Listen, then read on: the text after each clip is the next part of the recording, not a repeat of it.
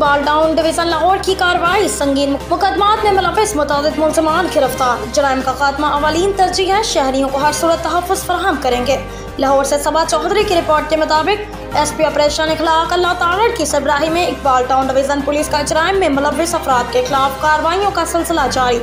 SP operation Iqbal town division Ikhlaq Allah Tarar ने बताया कि मार्च में शीर जवानों ने कार्रवाइयाँ करते हुए संगीन और मुख्तलिफ जराइम में मुलविस मुलज़मान और मफरूर इश्तिहारियों समेत 1322 मुलज़मान को गिरफ्तार किया, जबकि मफरूर और अदालती इश्तिहारी और आदि मुजरिमान के खिलाफ क्रैकडाउन के दौरान 512 मुलज़मान को गिरफ्तार किया गया, जिनमें 113 मफरूर इश्तिहारी, 314 अदालती इश्तिहारी और 85 आदि मुजरिमान शामिल थे। इनमें से एक कैटेगरी के मफरूर और अदालती इश्तिहारी और आदि मुजरिमान समेत 144 मुलज़मान को गिरफ्तार किया गया।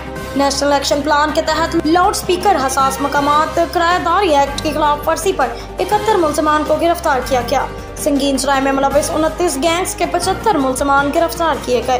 गैंग्स के कब्जा से लाखों रुपए मालियत का माल मसरूका भी बरामद हुआ।